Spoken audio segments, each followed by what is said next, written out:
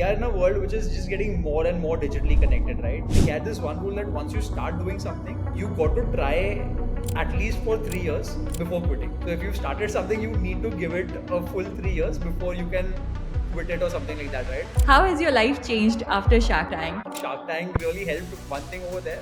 Tell people that what we are doing is not just time pass; it is serious business. You would have insights into how much money influencers make. Creators and influencers in India charge all the way 25, 30, 50 lakhs for one video integration. Now it's actually become like a household conversation that why don't you become a creator? People think influencers make a lot of money. I think entrepreneurship is a lot about just not giving up.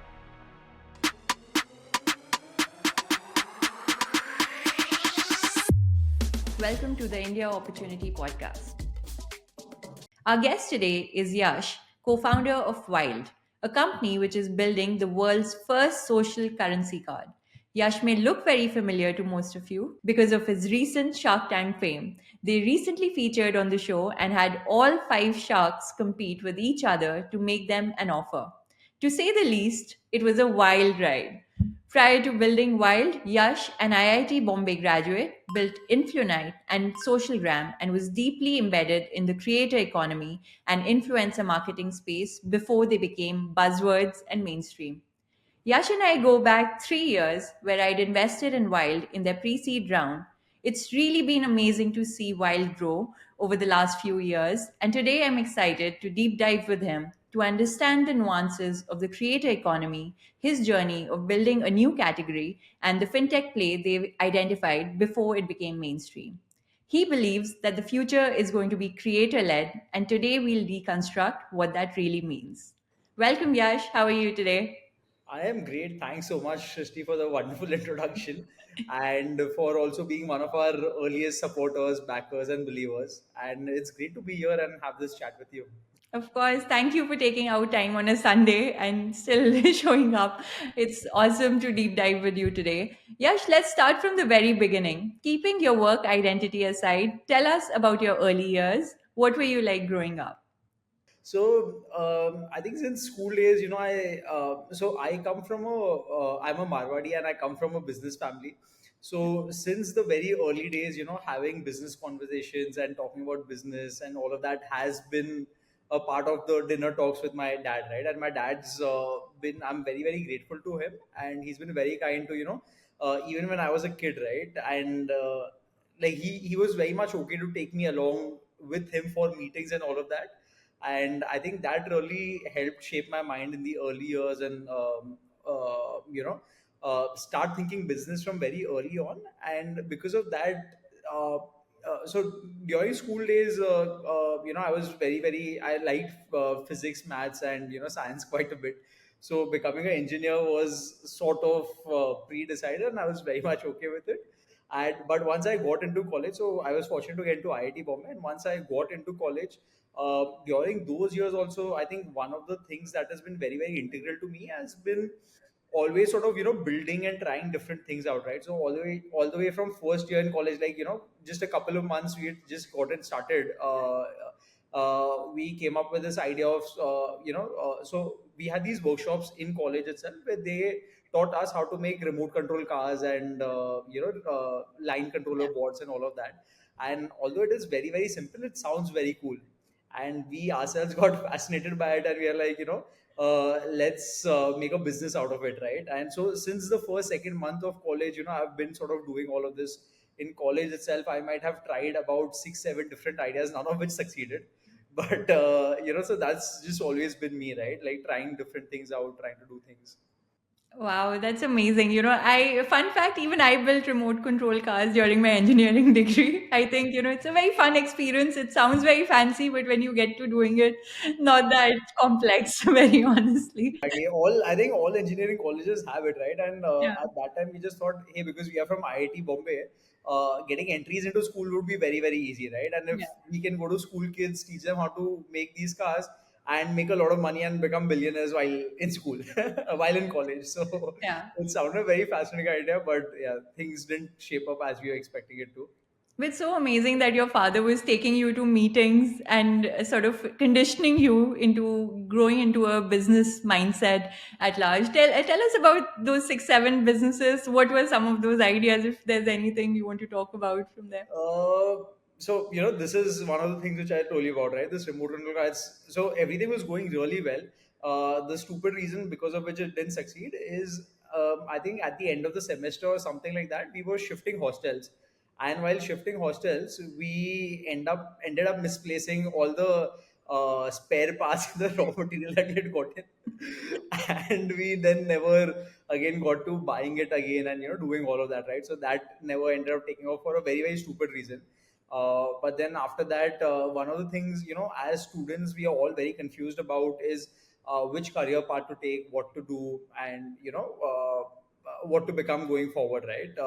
So that's something we tried taking a crack on, where helping people figure out their career path and all of that. It was a very very complex problem, so didn't really make a lot of inroads over there. Then another idea that we had gotten, this was way before Farm Easy and all of these net and all of that. So where we thought that, hey, how can we do sort of online medicine delivery, right? Everything was, that was a phase, I think this was around 2014 or something like that, 14 15, where things were just starting to move online. And we were like, let us also start doing medicine delivery online, right? And we thought that we can tie up with one local pharmacy in each area. And in Mumbai, anyways, Mumbai, Delhi, it was anyways a norm, right, for these guys to home deliver your medicine. You used to Yeah. call them, you're like, let's do it on a mobile phone, right? And get them scale and all of that. So we started doing this. We again like made good progress with this, but finally, while we were launching and everything, we ended up meeting the Food and Drug Association guys, the government office in Mumbai, and these guys told us that delivering delivery of online medicines is illegal, right? And you can't really do it. And being college students, we are like, okay, let's not mess with the government. And so for us it ended over there. But then we were following the journey of Farm Easy and all of that. And we realized that they also had lawsuits and they also had issues, etc., but they sort of fought through it and they are what they are today, right? Yeah. So that happened. And then one very interesting startup that I worked with was with a college senior of mine, called Soundrex. So what we had done at that time was, so the audio technology in our personal space has evolved from being this mono audio to stereo audio to being surround sound and all of that. But in the concerts, it was yet very much like a stereo sound experience, right? The speakers are right there ahead of the stage, and everyone gets to hear the same sound, right? We are like, what if we could get the surround sound experience in a concert arena? Hmm. And it was crazy, right? So this is a tech which my senior had built, and what he did was, that how you have these entry bands when you enter a concert. Yeah. He ended up putting a speaker on each one of those.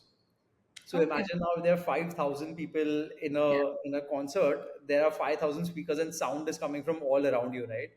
And the crazy Interesting. part that they did was they figured a way to control each of these devices in real time, right? So if you move your finger, let's say from left to right, a DJ moves his finger from left to right. There's an entire sound and light wave traveling from left to right, Wow. and That it was must have been really. incredible. What happened with that?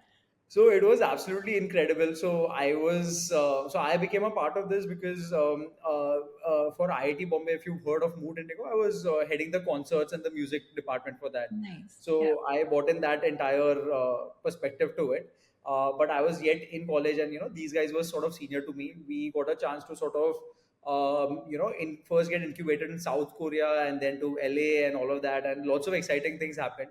So Ashray, who recently, if you've heard about Rephrase, he was the founder of Rephrase, and Okay. he recently got an exit also. So he was leading it, and these guys did some incredible stuff. At the end, due to some frequency issues and all of that, there's a certain bandwidth you need in terms of wireless transmission. There's certain technical issues because of which it could not become a mainstream product. But these guys did a phenomenal job in terms of scaling it and all. And that was, I think, one of my first serious experiences with a startup, where some meaningful things ended up happening. Yeah. Oh, super. Thanks for sharing that. I think, people really underestimate how much effort and trials and tribulations an entrepreneur has gone through previously to get to where they are. Wild can seem like a success story today, but, the journey before that is also very interesting. But talk to me about your Marwari conditioning, right? There's so much talk now globally that, this is a community that really knows how to do businesses. What is it that makes the Marwari community so ace at business? Like, what is the secret sauce there? I think your childhood does shape you to a large extent, right? And that is exactly what happened with us as well. Like, talking business, understanding business was sort of dinner talk, right? And not just with my family, like most of my family friends and my, dad's friends and all of that. These guys were all people from a business family, right? People around me were from that. So Hmm. that is sort of, just sort of sets in your mind that hey, you just start thinking a lot of business from initial days, and you think that is the norm, right? So that's why so this is the Marwari side, but I'll tell you another very fun story. So basically after college, right? So I sat in IIT, the placements for college and everything, and I got a great job. I wanted to work in a startup only. So I got a job in a startup. Things were going great. I was very happy getting to learn. Money was good. I used to travel. Everything was great, right?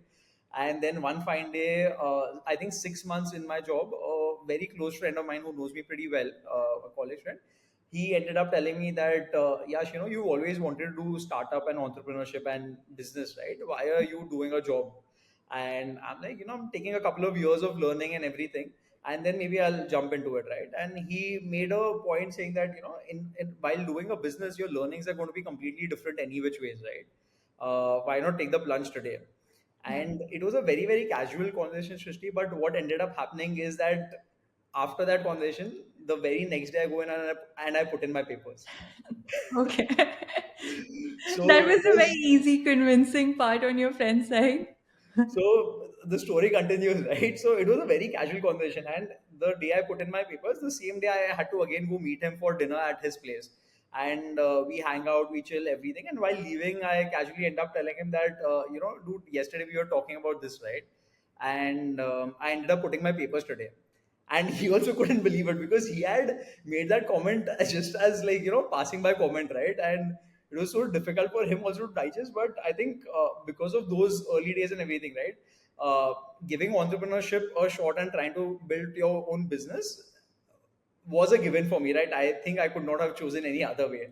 So Yeah, I think it was the same for me also. I'm very curious, and that's why I ask people that because, it was always a given that I would be doing my own thing. Honestly, growing up in a business family, you don't even realize how naive you are sometimes, where you really discount the professional world, right? And everything they do. yeah, So, honestly, when I was, I've held jobs at Meta, at a fund, etc. But my parents couldn't understand why I was doing that because, unless you're doing your own thing, yeah. it really isn't real life impact in their minds. I think it's a very different conditioning, which a lot of people will not understand, I guess. Yeah, and I Yeah. think running a business is very, very tough, right? And once you Yeah. get into it, you realize that there are just so many moving parts around it. But you've always seen your dad and like people around you do business. You really underplay that also, right? You think that everyone's doing a business, how tough can it be, right? But once Yeah. you get into it, you realize it's a whole another world. Yeah, I guess. And you obviously see it at home also. Like both our fathers in this case, would be going through the highs and lows, but the stoic mindset that they had in terms of, going at it every day and just showing up at work, regardless of what was happening. I think that is also great learning because that really serves you for longer term, I feel, in my opinion, because, a lot of things come at you while you're building your own thing, but navigating that is the real test of time, right? But tell me this, you obviously did engineering, but chose marketing to go deeper into. Very, very unusual career path for an IIT Bombay graduate. And, your agency also that you were building before this, you had partnered with 5,000 influencers, hundreds of brands, and were working with top agencies before influencer marketing became mainstream. What were the insights that you started with? Why did an engineer from IIT Bombay choose to go so deep into marketing? And what do you know about the industry that may surprise others? So yeah, I think firstly it was a very surprising move for me to get into marketing, and marketing, the entire industry in general, I think has lesser engineers and we could do with more. Yeah. Right. So I think that's one, but it's a very funny story again, right? So all my decisions have been very spontaneous, right? Like the way I told you how I quit my job, this journey also started for me something like that. So after I quit my job, etc., I sort of joined my dad. I was working with him on a couple of things, and things were going great at that time as well. I had my hands full and everything, and a school friend ended up calling me. He's like, "Dude, there's this one guy who has a couple of business ideas, and he just wants to chat with someone, brainstorm with someone. Right? Do you mind speaking to him?" And I'm like, sure, yeah, I don't, matlab, I am happy to meet anyone for a casual chat, right? And that's how I ended up meeting Dishant. And so he had these 3 4 ideas where he wanted to make some shopping bags out of your advertisement hoardings, and multiple different things. He's always been very enterprising in that manner, and one of his ideas was about building something in the influencer space, right? He used to, at that time there were a lot of these networking groups and all on Facebook, and he used to keep seeing these messages saying that we want 10 food bloggers or this that, and he's like, why can't we bring all of it under one umbrella, right? And he ended up telling me this idea, and uh, I am not proud of it, but I sort of ripped off his idea, and I'm like, dude, what are you building? Doesn't make any sense. No one knows about influencers. Like, how big can this get, right?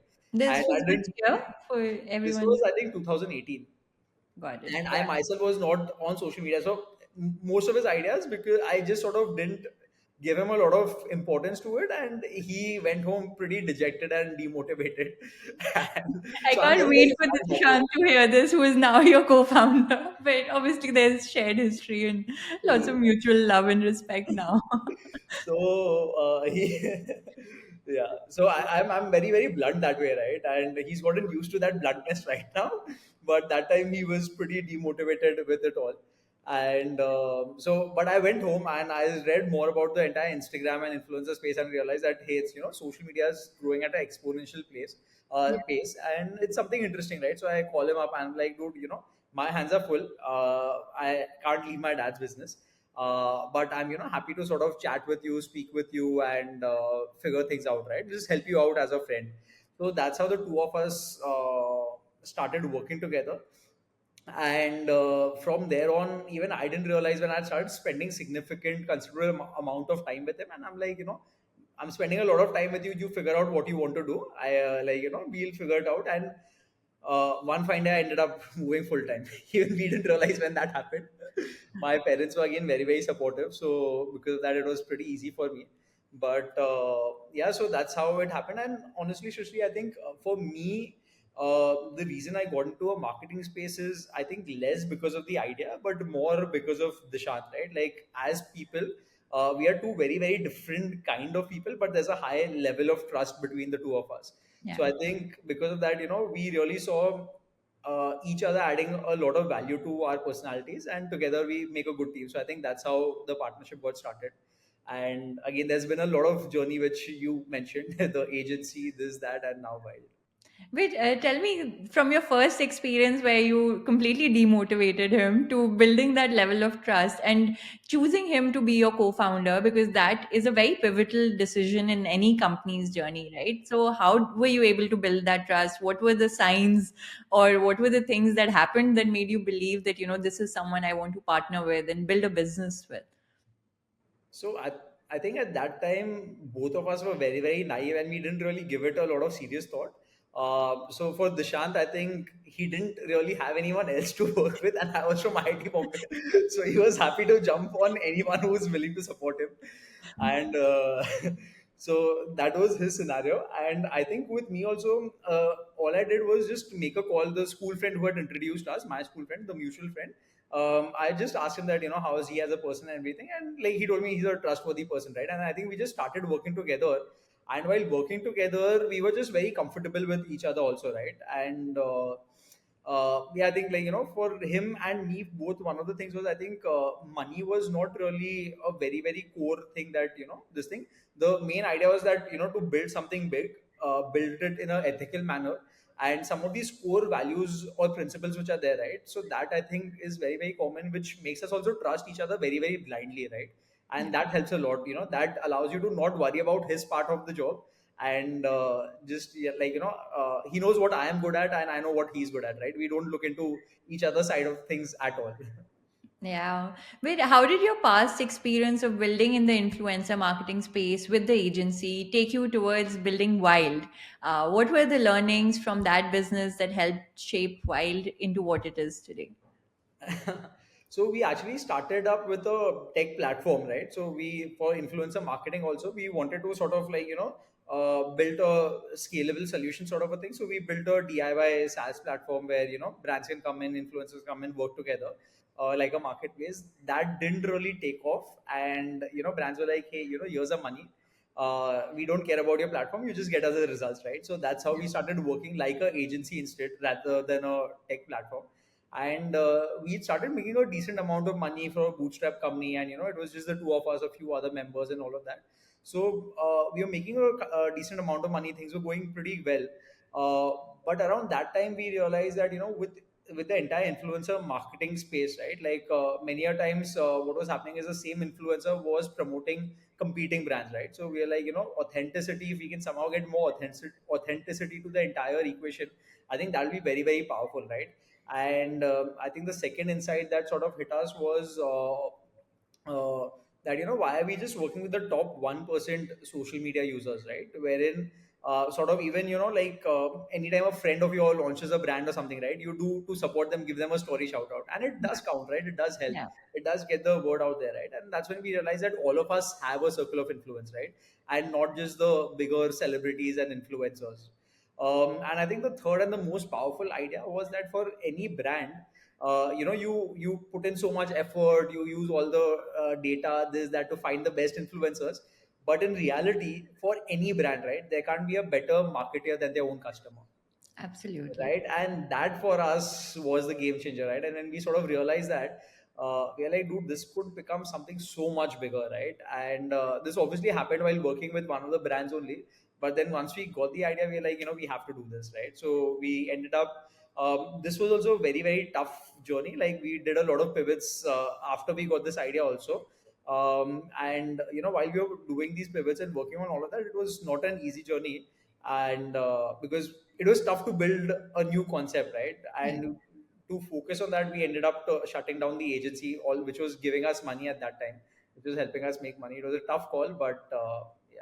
Yeah, no, absolutely. I think, what you said is so powerful and insightful because, so many brands end up spending millions on influencer partnerships, but a lot of founders learn it the hard way that some of the best influencers also, while sure it works for some brands, but, for a lot of other brands, it doesn't yield any results. And the best way is to find those nano influencers, as you call them, or even in your case, you work with anyone who has thousand plus followers. So Correct. from that perspective, anyone can be an influencer, and that is very empowering for consumers and also brands because they get a direct relationship built with the consumer at the start, right? So how did you arrive at this number that anyone with thousand plus followers could potentially be a Wild user? We had actually done a pilot. So once we got the first time we got this idea, right, it was not 1,000 plus, it was basically for everyone on social media, and we actually did a couple of pivots also. And one of the earlier products that we were experimenting with was we ended up building sort of a SaaS solution which sat as a layer on top of existing D2C brand websites, right? So any e-commerce website, once you check out, once you make a payment, you got a communication from us saying that, hey, you could give it a shout out and get certain cashback and rewards in exchange of that, depending on how many followers you have, right? So when we had done that entire experiment, right, we did a pilot with a few brands, and that's when the famous 80/20 rule, which is there, right? We sort of firsthand saw that only 20% people had a meaningful social media account, which was adding value to the brand, right? Right. And so we are like, let's just focus on this 20%. And I think the other thing was that for brands to get results, right, the person whose profile is that they need to be sort of slightly active on Instagram or social media, right? You can't have a very very passive account Yeah. and or a dead account and expect to drive value to the brand, right? So and we realized that even if someone's slightly active, 1,000 followers is not a big deal. So that's how I think it was a very very fluid thing only, and I think it just became a big thing as a part of our company narrative over the years. Yeah, because when you were pitching the idea, I guess 3 years ago, you were talking about world's first social currency card. And I was like, there's no equivalent of this that exists anywhere in the world. But obviously, cashbacks, discounts are already a very mainstream thing that the brands do. So it's not like you were reinventing behavior. You were just figuring out a new way to attack the problem in the space, which is, brands don't have a direct relationship with the consumers, which I thought was very interesting. Yeah. But at that point, you did not have a partnership with Visa. You did not have any cohort of users. So, but that is a bet that pre-seed investors end up taking, right? It's on the founders always. But talk to us about that journey also. How did you build that narrative about, being the world's first social currency card, and also then identifying that Visa was the right partner for you to work with, or even the card play, right? Because at that point, not many companies were launching cards, because every investor would have then told you that this is not a scalable business. This is not potentially what you should go after. So, what was the feedback like at that point? No, firstly, Sushri, right now, like, talking to you, in hindsight, I'm thinking that, literally at that time we had nothing, right? And what made you take a bet so significant on us? It's crazy to think of it, right? But yeah, I think that's one. And I think Vaibhav of Better Capital, right? He also has a very, very big part to play in all of this. Yeah, So when we had gotten the idea first, right? So what we had done is we built the simplest solution to sort of take our idea live or test out the idea was building a e-commerce website, right? So using WordPress, overnight we sort of built a website. We had brand partnerships because of the agency days, so we just listed a few brands over there and started doing a pilot, right? And while doing that, we realized that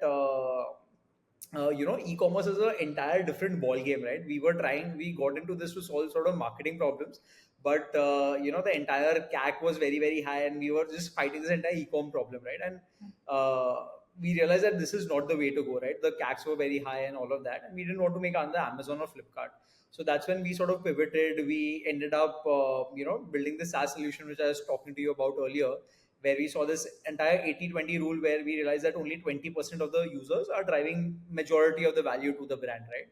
And that's when we said that, hey, so when we again did this pilot, right, this SaaS solution, we were extremely excited that was, earlier CACs were very high. Now we've suddenly got the CAC to zero because we are directly turning the brand's customers into marketeers, right? So we yeah. were very, very excited when we did the pilot, but the results were very disappointing. And we were again, very, very dejected. And it was a tough time back then, where we again, started reconsidering everything that we had done up to that point, right? Why we are doing this, how did this idea come in, and everything, because we felt that we had hit a dead end, right? And we could not see what was happening ahead.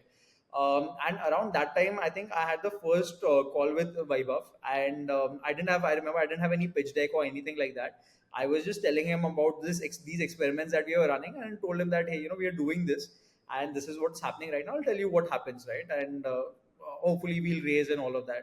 So that was a conversation which was happening, and then when the pilot didn't go as per what we wanted, right? I just, for my own sake, I wrote this entire long Google Doc where I put in all my thoughts that, why we are doing this, to just to clear off my mind, right? Why we are doing this, how did we get this idea, what were the core fundamentals, what are the different ways in which we can do this. And one of the ideas over there was the card idea, right? Yeah. And Vaibhav was also one of the earlier investors in Slice. So again, it's a very crazy story of how he ended up investing in us. I sent the so at that time he was in the US, right? And I was in touch with him on WhatsApp. I ended up sending him this link of this Google Doc. I think he might have read it or something. Within 2-3 hours, he replies. He asked me a couple of questions, and over WhatsApp chat, he's like, "Block it for Better Capital for the next 7 days. We'll chat more." And Amazing. and no discussion about valuation, this, that, nothing. And he really liked the card idea, and he showed believe in it and everything. And I think we just started building up from there onwards. That's so amazing. And, to answer your question at that point, obviously it was a bet on the founders, because at that point you really didn't have anything Yeah, apart from that exactly. Google Doc, maybe. But also, you were so persistent, I remember. I think it happened over several months before, our first interaction to, us investing. But yeah, it was persistence, and as you got more and more clarity, and I think you yourself got more convinced Yeah, about pursuing that, right? yeah, yeah, From something in our first conversation, it was a bunch of ideas, but then you were very sure that the social currency card is the way to go, and I think yeah, that level of clarity definitely helped. This is not to say that I can bet on anyone with absolutely no clarity, but obviously the persistence, what you had done before, and also then the clarity of razor sharp focus execution, which was to come later. I think that really stood out. But if you zoom out, Yash, and do a macro analysis of the creator economy, you've been in the space for so long, and you're such an ardent believer as well. Talk to us about how big the market really is, how quickly is it growing, and what are the trends that you are seeing or have shifted in over the last 5 years? Um, so I think whatever the numbers that you see, right, in terms of social media is growing at this pace or that pace or something. It on paper it just seems like a number, but in reality it is significantly more than that, right? Because I'll tell you everyday experiences, right? Because I think numbers is something that is on paper, but let's like we are in a world which is just getting more and more digitally connected, right? Everyone's either connected on WhatsApp, nearly like Instagram has some obnoxious numbers of like 200 300 million people active on Instagram. Yeah. And if the world is just getting more and more digitally connected, right? These days babies have Instagram accounts even before they're born. Like Yeah. for every wedding or something, people create Instagram accounts, right? The source of news for most of the youngsters today is social media, right? They don't end up reading the newspapers, but uh, finding it Yeah. via memes and other bloggers on social media, right? So I think it's just social media has just become very very powerful, a very powerful narrative in everyone's life. And it is definitely changing our culture, shaping the future and all of that, right? And from a brand's perspective also, I remember I was seeing a podcast of Kishore Biani, and he was talking about his days when he could to sort of market this thing Big Bazaar. Yeah. He ran these big hoardings and used powerful imagery, TV ads, etc. Right? And he was saying that today I can't do that because most of the youngsters, they don't see TV, right? Yeah. So for people today, ads need to be personalized, right? It needs to come from their source or the people they follow, the community they follow, right? Yeah. And the entire game is changing and things are just moving more and more digital, right? So I think it's given how much it has grown, it's yet just the beginning, right? And I think we are going to see a lot more changes coming in the coming years. Yeah, absolutely. You would have insights into how much money influencers make. I think that is a question that most people think. Now, I think it's perceived as a legit career choice also in India by Indian parents, from, engineers and doctors and lawyers. Now it's actually become like a household conversation that why don't you become a creator? Why don't you become a YouTuber? Because people think influencers make a lot of money. Can you share some insights into what the reality is? Uh, to answer your question very, very crudely, I think today influencers make more money than IITians also. So there are a lot of more my batchmates and everything. Like it is a lot of money, right? And so it's tough. Like the big creators that we see who are making a lot of money. I have heard creators and influencers in India charge all the way like 25, 30, 50 lakhs for one video integration, right? One video integration on YouTube. And celebrities obviously charge in crores, and globally these numbers are even bigger, right? So there definitely is a lot of money coming into this entire marketing space, content creation space. And just because of the fact, right? So all businesses need marketing to survive, right?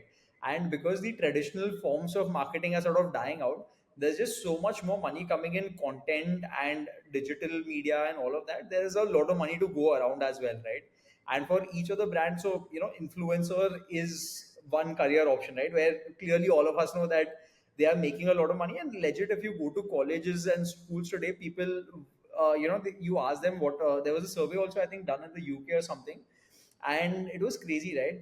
I think the most popular career choice was becoming a YouTuber and then a Instagrammer and something like that, right? Like the top one or two positions were by content creators, which is absolutely crazy, right? So you get money, get to live a glamorous lifestyle, and get fame. So But it's there's also a long tail of creators that don't really cut that, right? So, like, not everyone is able to make it. I guess there is a power law that exists in this space also, where, the top tier ones will make a lot of money. But, just tell us a little bit about, as a brand owner, if someone who is listening to this is a brand owner, how should they define their influencer strategy? How, because it seems like there are so many, there's this top tier of creators who charge obnoxious amounts now, like you're saying, and then there's also a series of long tail creators which also stand for different things. They might have their own niches as well. So how should a brand owner listening to you today define their influencer strategy, since you have so much experience in this space?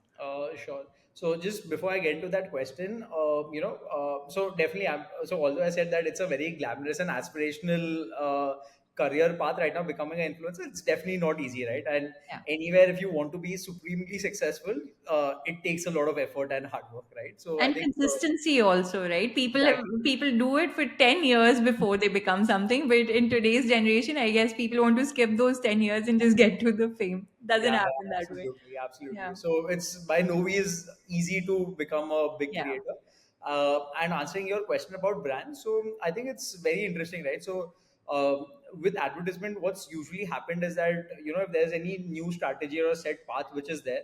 So for example, a long while back, you had these banner ads on websites, etc. Right? It used to have great click through rates and all the way up to 70-80%, right? And from there it's gone all the way down to zero. Today your mind automatically just ignores those ads, right? On YouTube at a certain point there used to be great conversion, right? Then right now we can't wait to press that skip button, right? So similarly, Yeah. all ad platforms come in, there's a certain level of saturation, then it just sort of plateaus out, right? With influencers, so basically, like every day the strategy changes, right now I think the way brands should think about influencers, right, is uh, I think a good way which the industry does is sort of divide influencers into sort of three buckets, right? The macro influencers are the big ones, the micro content creators, and then the nano everyday Instagrammers, which are there between, let's say, 1,000 to 10,000 followers and all of that. So brands can really use the big guys for get building trust around their brand, building a brand, and building a name for themselves, right? So the big influencers are great for branding, and you associating yourselves with those big guys definitely helps bring a lot of credibility and trust to your brand, right? Yeah. The second segment of micro content creators and influencers, I think they are great to create content around your brand and to create a lot of conversations on Instagram around your brand, right? But these guys are also not expensive. These guys are also expensive. So it is. I think the way you could do it is whenever you have any new launches or any functionalities or like any aspect of your brand you want to talk about, right? So these guys are great people to create good, meaningful content around that and create those conversations. And I think at a grassroots level where you just want your brand to be seen everywhere and become a part of the mainstream grassroots level conversations, that's where these nano influencers really come in handy to sort of drive those conversions and make those conversions happen, right? So that's something that we usually tell the brand that depending on what your priority is, where you are looking at brand and at what journey you are, you should sort of do a mix and match of all of these buckets and Yeah. sort of try and approach this. Yeah, and talking about nano influencers, I think this is a good segue to get into Wild's business model also. Tell us about how Wild operates, right? What is the business model? What do the unit economics look like? Let's get really, really micro for people who might not have seen the Shark Tank episode already. Yeah. No, absolutely. So our fundamental belief is that everyone has a circle of influence and everyone is an influencer, right? So the idea is very very simple, that we sort of help brands turn their everyday customers who are active on social media into marketeers for them, right? That's a very very powerful narrative, right? Because as a customer, when I am posting about a brand, the kind of people who are sort of following me, right, usually have a similar demographic, spending power, interest, and all of that, right? Think about it. So if as a consumer you use brands like, let's say, Adidas, Nike, Puma, there's a high chance that your friend circle or your immediate peer group also uses those kind of brands, right? If you use premium brands like Gucci, Armani, LV, your friend circle would also use those kind of brands, right? So there's an automatic targeting happening in a very very authentic and organic manner, right? So which is a very very powerful thing for brands. Yeah. So with Wyld, our model is very very simple, right? So people can use the Wyld card, make purchases, with our partner brands, and for any lifestyle purchases they are doing, simply post about it on their Instagram, tag the brand that they are, shopping from or dining at, or having experience with. And for doing that, we give them anywhere between 30 to 100% cashback, depending on what kind of reach, what kind of following, etc. they have, right? So we've come up with this proprietary algorithm called the Wild score. So how you have a civil score to determine your credit history, right? To Similarly, we've come up with this proprietary score called the Wild score, that determines what your social score is and how good your social media following is, right? And basis on this, all the rewards to the users are sort of given out. Right. Amazing. I think, that was so insightful because I think this level of clarity you would arrive to when we invested. And, in my personal experience, I was working at Meta at that point, I think. It was basically all day the conversations were about how brands were struggling with attribution. Right. And there we had a mega ads business, which is still very, very powerful in terms of enabling a lot of brands help grow and scale. But there were a lot of brands which used to struggle with attribution because sometimes you don't know where the purchase is coming from. The consumer could have seen your ad anywhere and then they're purchasing. So a lot of that, obviously there's a lot of science behind it and there are very good systems behind it to figure it out as well. But at least the smaller brands, and my role at Meta was focused on startups, so that was always a Yeah, yeah, absolutely. conversation that brands are struggling with attribution. I think that is what got me so convinced at that point to invest as well. But you were able to onboard some of the best angels and founders in the country, D2C founders specifically, I think, because they immediately resonate with the idea, be it Aman Gupta from Boat, Webber from Better Capital, Aditi from Pocket Aces for your pre-seed round. And obviously, I remember our conversations also. You were very, very persistent. But talk to us about that experience. How did you convince folks to bet on you at that point? So I think one of our biggest secret ingredients has been persistence, right? Which you also mentioned multiple times. Yeah. And I think I have also learned and gotten a lot of it from my co-founder Dishant. So he is an insanely focused person. In like, once he makes up his mind that he wants something, he just won't give up without getting it right. And that's how I am also his co-founder, and all of these guys are angel investors and everything, right? So with Aman also, I think he ended up following up with Aman for some good 9-10 months before Aman actually invested. And of those 9-10 months, I think the first 7-8 months Dishant didn't get one single reply from him. So imagine for 7-8 months, he's just been continuously, following up and, giving regular updates to Aman and everything before he invested. So when Aman actually even ended up getting on a call with us, right? Even before he heard his idea or something, so it was Dishant and me. We were sitting in a car somewhere, and we were taking Aman's call for the first time from a phone call, right? It was a phone call, right? And without listening to the idea or anything like that, Aman ends up telling me that, Yash, whatever your ideas, we'll figure it out, we'll hear that out. But if I'm investing for Dishant's pushy sales skills, right? And nothing else.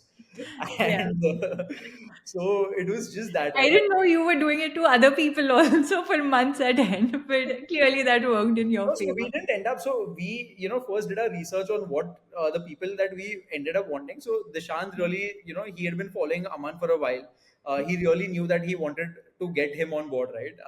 With you, given your experience with Meta, the kind of work you had done, we knew about you. So we there were limited number of people that we were following, but then we made it a point to let them know that we really want them, right? Yeah. And Yeah, I think, it's so incredible. And obviously, the journey's turned out really well. And, very honored to be on this journey with you, Yash. But fast forward to today, you recently featured on Shark Tank, one of the biggest shows that has made entrepreneurship mainstream globally and now in absolutely. India as well. The world got to see a glimpse of that persistence as well as differentiated product offering that you guys have built. Being on TV can be a very transformative experience, both personally and professionally. So tell us about how has your life changed after Shark Tank and how did you prepare for it? How has life been post the show airing? No, Shark Tanks definitely. I think given that we are building something very very different and very unique. It was always very tough for me to explain to someone what we are doing, and that includes my parents, right? So for a very very long time, and as I was telling you, right, I've been working with Dishant right now since nearly 2019. So it's Yeah. been a good 5 6 years, right? And so till before Shark Tank, my parents was pretty much clueless regarding what was happening, and despite of that, they were very supportive. But I think Shark Tank really helped one thing over there. Tell people that what we are doing is not just time pass; it is serious business. It is something very very meaningful, and can become something very big, right? So getting that trust, getting that helping people understand what we are doing, I think that personally helped me a lot, right? Because it's very difficult to imagine what we are doing, right? If like before Instagram, you could not have thought Instagram would change the world so radically, Yeah. right? So when something like this is not existent, you can't visualize what these guys are doing. So I think that's great. Then in my immediate society building, etc., people did definitely come to know. So there's an added recognition over there. So I think that is a good feel good factor. But I think from a business end and a professional end, I think it's just a stepping stone, right? We know we are yet very much early in our journey. Shark Tank's given us a great marketing push and great visibility, helps build more credibility with our partner brands, with our users, and all of that. But I think there's yet a long, long way to go. And we are very much cognizant of it. So, yet our heads are down and we continue building. Yeah, absolutely. I would say it's still very early days for Wild, and there's so much Absolutely. more in terms of potential and what you can achieve. But tell us about some numbers if you have some quantifiable impact of what the show had. You obviously have a wait list, which everyone's trying to get to now, but now people can't even get on the wait list, I guess. But like the wait list seems to be ever growing. Tell us about some numbers that, happened post the airing. I'll give you some background context and then I'll maybe Sure. jump onto Yeah. those numbers. So, for us, what's been important is we sort of build the right product also, right? We have seen many examples like, there was this audio chat app that which had become very, very famous, right? Clubhouse, if you remember. Clubhouse. Yeah. And it became a viral sensation overnight, but the growth needs to be sustainable, right? And in our case, where we are giving such high cashbacks and rewards to the users, the kind of demand which is there, and I think even the concept which is there, right, people are just so fascinated by it that most of the reels that we've put on Instagram, right, all of them have gone ended up going viral.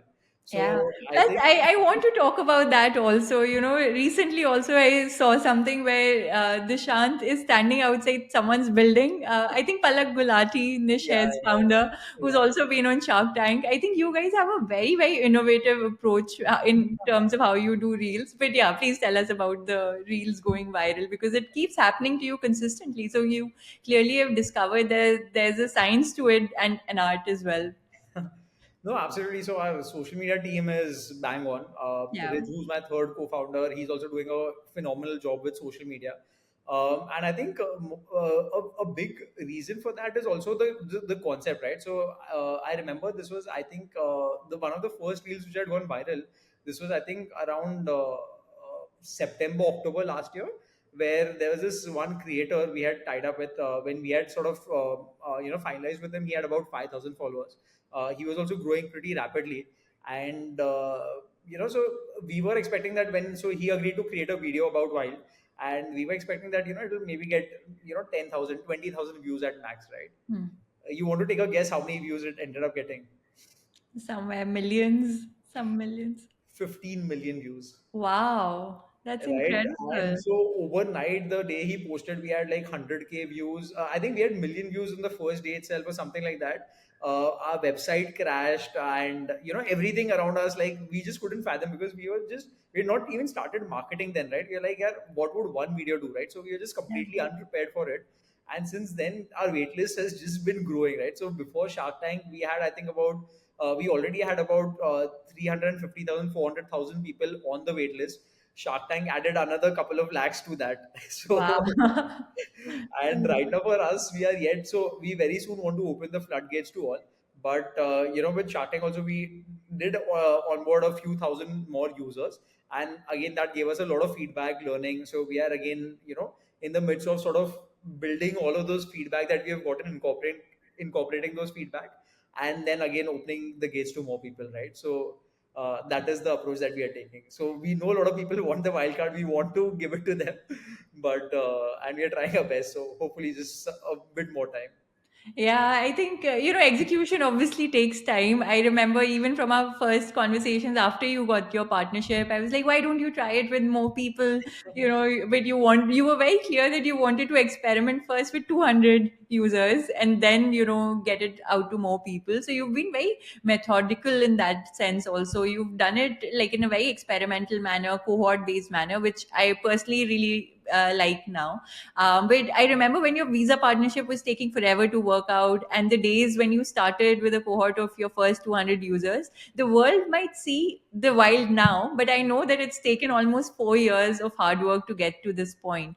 There is a lot of pull for the cards now, as you're talking about the long wait list. What were some key decisions that have helped you create such a delightful customer experience, in your opinion? What are the reasons behind this immense customer pull and love?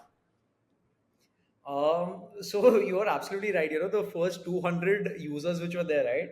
Uh, so these were literally like, when we used to reach out to people, tell them that, hey, we are coming up with this concept, etc. Right? We made a lot of phone calls, cold calls at that time, and a lot of people hung up on us saying that, hey, this just can't be real, right? And they thought this was a scam or something like that. So it happened with a lot of people.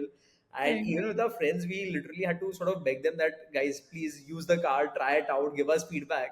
And right now it is the other way around, right? People find common friends, etc., to request us to give them cards sooner.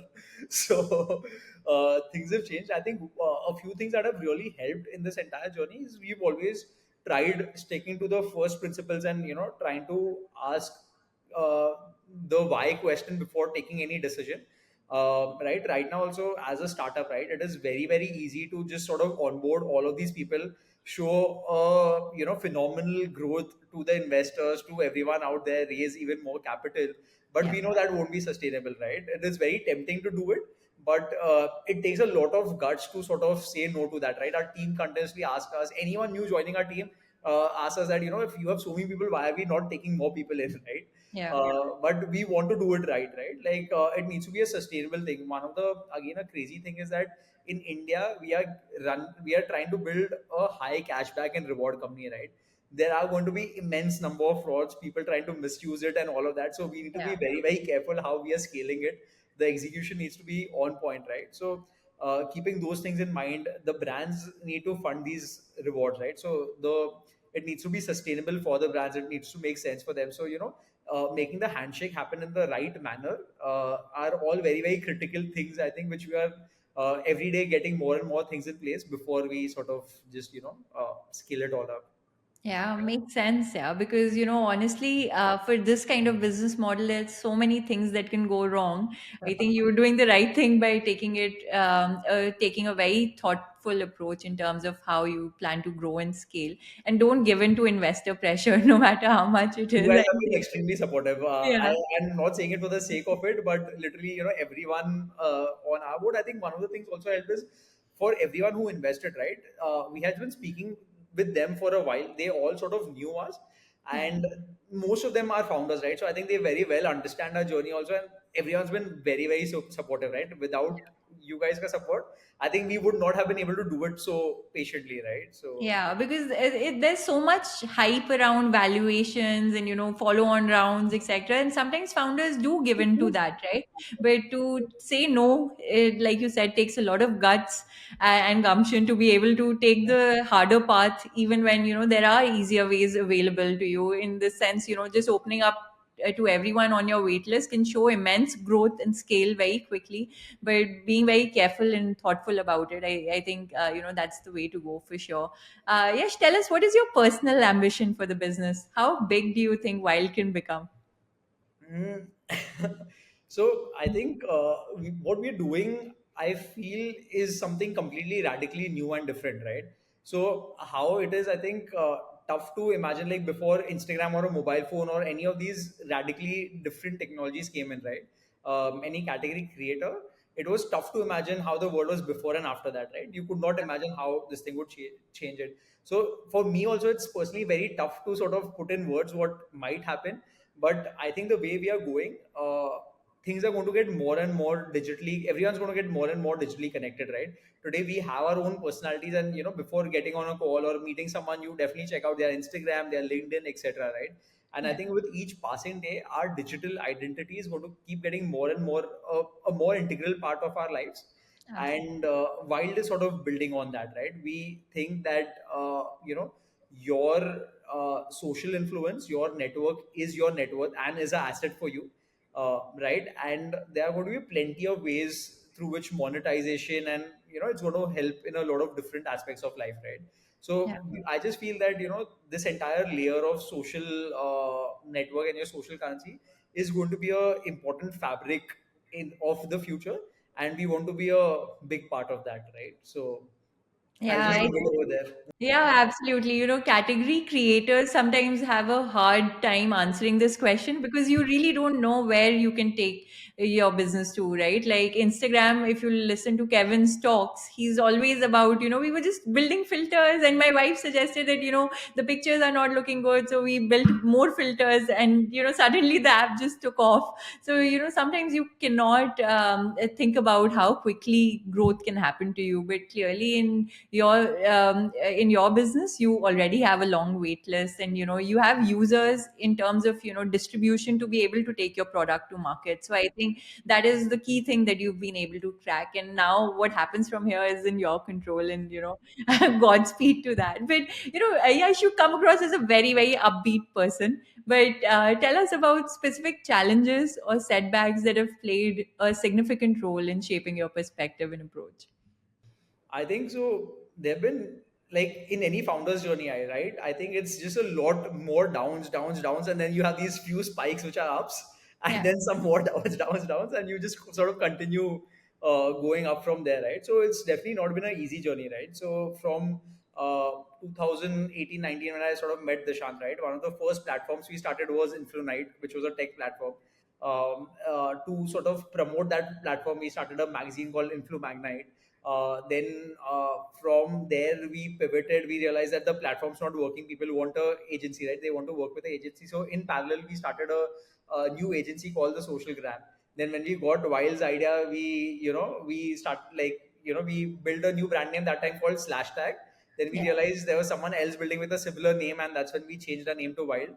But it's just been, and then in Wild also there have been like three product iterations, three four product iterations that we have had, and all of these pivots, right? So I think in total, just in the marketing space, we have tried like 8 to 10 different things, and each time when you decide to try something new and different, it is very very tough, right? It's very tough to say no to what you are existing already doing, and have the guts to try and do something new and different, right? So each of these pivots have been very very tough. What I was telling you, when we were building that SaaS platform also, and when I was having that conversation with Vaibhav, yeah, the Google Doc I ended up writing was out of frustration, right? I wanted to clear my mind, saying that what is happening, why are we not able to succeed? yeah. And so there are a lot of these tough times, and yeah, I think you just got to be persistent and stick at it, right? I think a very fun and a good story also which I have, right, is back in 2018-19, when we were just starting off, when Dishant and I just started speaking. and I was learning about the influencer space and Instagram space. I realized that itself is building a platform for creators, right? At that time, right, Yeah. 2018, 19, and we are like, it does not make sense that you're trying to do the same thing that Facebook itself is doing by taking data from their own platform, right? Yeah. And there's no way that we're going to succeed or this can become big, right? And at that time, Dishant told me this one thing that, dude, so right now, you've committed to me that we are going to do this together. And he had this one rule that once you start doing something, you got to try at least for 3 years before quitting. So if you've started something, you need to give it a full 3 years before you can quit it or something like that, right? And however illogical it was to continue at that time, he somehow convinced me to continue. I found the partnership to be great. I continued, and we although we started from there, we wanted to build that never ended up succeeding for us or for Meta. But it's been an entire journey. We would have given up back then, we would have not reached here, right? So I think entrepreneurship is a lot about just not giving up and just staying persistent and trying to figure a solution for all problems. Yeah, Dishant has seemingly had so much influence on your life. I know in the Shark Tank episode, he barely spoke. Anupam even pointed that out, right? But clearly, there's a lot that goes on in his mind which he doesn't share with the No, world. he's the engine of the company. I'm just supporting him. On Shark Tank, usually he's the one who speaks a lot. On Shark Tank, somehow the roles got reversed. Yeah. Yeah, so he is not like that, and I can vouch for that too. But talking about, we're on to our last question. I wanted to ask you, Jeff Bezos has this regret minimization framework where he looks at himself at the age of 80 and takes a lot of life decisions backwards. What do you think your profound insights will be at the age of 80? Specifically, distill it into one significant learning, one regret, and one pivotal life decision. That's a deep question. No uh, pressure. I think one of the things which is my life mantra and that's helped me a lot is sort of not taking life too seriously and just trying to sort of be happy and just be happy in life, right? What happens is that many a times everyone face setbacks on an everyday basis, right? And these are all short term setbacks. Like in the long term, very well you might never remember it or it won't even matter, but we just take it to heart so many times. I think we all should just try and live happier and be a little more stress free. I think that will do the world a lot more better and good things. So I Hakuna think Matata. Yeah. so be happy is, I think, one of the things I sort of keep telling everyone. And I love this quote, which is, "You're just a monkey with a plan." I think it's by Naval Ravikant. Don't take life too seriously. You're just a monkey with a plan, right? Yeah. So that's, I think, my life mantra. I don't think so. I have any regrets so far. Right? I think this is something Steve Jobs says, that you can only connect dots in hindsight. So I think any mistakes or anything also I might have made that's shaped me and led me over here. So no Yeah. regrets as such. And I think one of the most pivotal things in my life has definitely been getting into IIT Bombay, and then those 4 years of experience at IIT, right? Those were 4 phenomenal years. So I think that would be my answer. Amazing. Thanks for sharing that and being so candid through our conversation. We're on to our last segment, the rapid fire. I'll keep the answers quick, whatever first comes to your mind. Don't think too much about it. You can just be yourself completely. Are there any books, podcasts, or resources that have had a profound impact on your life or career? Yeah, absolutely. So I think early on, I used to read a lot of autobiographies, and can't recommend them enough. It's the life wisdom of a person compressed into a single book. So I highly recommend reading autobiographies of Elon Musk, Sam Walton, and there are tons of plenty of good books over there, right? Steve Jobs. One book which I'm reading right now, which also I think rereading it, is the Almanac of Naval Ravikant, right? Yeah. And his entire book is also like, the book is been made out of his podcast, right? So if anyone's comfortable listening to them, so either way, right? So but I think that's a highly recommended book. Yeah, I personally love autobiographies too. I think it's the best way to learn really about, whatever different life experiences someone goes through, because Elon and like all these celebrity entrepreneurs now, the world just sees them for what they are now, but Correct. there's so much struggle and hardship that they've been through, and their journeys are just incredible. So I think that's Absolutely. the best way to learn as well. One professional and one personal goal over the next year. I think the professional goal is to get to 100,000 active users as soon as possible. And I think we should be able to do it in the next few months. And currently, I don't have any personal life. Work is the only life I have. But I think so. I don't have any goals as such. I'm happy with the life I'm currently living. Also, like I try and get in some exercise, live a healthy lifestyle. So I think I'm pretty happy the way I am right now as well. And the big focus is just to make Wild a even bigger success. Awesome. Which person has had the most formative impact on your life? My dad, hands down, he's a very very stoic person and very very optimistic, positive, and since early days, right, he's been teaching me about business, taking me for all of this. So I think he's really helped shape my life to what it is right now. Amazing. If you were to write a book about your life, what would the title be? I think the Wild one. Yeah, that's right. Love it. It's a funny story where my hostel in college also is called. I was in hostel too. The name of the hostel was the Wild One, so I think that will go really well. Oh, how incredible. Life circle coming to be, right? Name one of your role models. I think I take a inspiration from, like, there are some really great Indian entrepreneurs from, like, all the way from Ashish Hemrajani, Kunal Shah, and a lot many other people, Aman Gupta, Anupam. But I personally think that people should not have role models as such. Like, you need to become the best version of yourself, right? And you need to become the next Srishti or the next Yash. So I tell people that try becoming a better version of yourself rather than trying to imitate someone, right? Because yeah, Yeah, 100% agree with that. And what are you most proud of? I think the entire Wild journey has been something incredible, right? And it feels good to sort of, so although we are far from success, we are yet in a very early days, but it seems great to sort of bring an idea to life and trying to make it even bigger. So I think Wild is Yeah. one of the proudest things for me.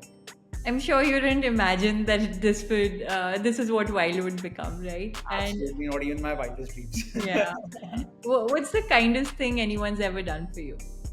uh, we've actually been blessed throughout, even the Wild's journey, right? There have been so many kind people who've selflessly helped us throughout this journey. I remember there's this one person, Anand Krishna. We had randomly gotten connected to him via someone else. He had no vested interest in helping us out or anything like that. And this was before we had fundraised, right? Where we were just figuring out, we were two random people who wanted to build a startup. For I think nearly a month's time, he used to every day come on a call, half an hour, 1 hour call with us, right? Just to mentor us, get updates from us, ensure that we're on the right track. When we started fundraising, he used all his contacts to connect us to all VCs he knew, and he did out all of this without any expectations of any kind in return, right? And it was just so incredible at that time also for us to just think about why is someone helping us so selflessly, right? And yeah, it's that was great. Then right now also we have this mentor in there's this guy called person called Vaibhav Tambe, and all our fintech connections, bank partnerships, etc. We randomly again met him through someone else, and he's just selflessly been helping us over the past 2 years, right? And it's incredible. Like, we obviously would do something back for them, but we yet early in our journey. But it's just incredible how selflessly, and this is not just one time help, right? These people have been helping us for years and really long duration, which is even more surprising. So there are kind people out there. There are really nice people out there, and yeah. That's incredible. I think every founder needs an Anand and Vaibhav in their life. So, but it's such an amazing note to end the episode with. Thank you so much, Yash, for taking time out on a Sunday and recording this with me. It was so No much pleasure. fun. I Thank you for loved it. having me. it's my I feel honored. Awesome. Great to have you on board, and all the best for what's in the future and in store for a while. Look forward to being a part of the journey long term. Absolutely. Thank you so much, Rishti.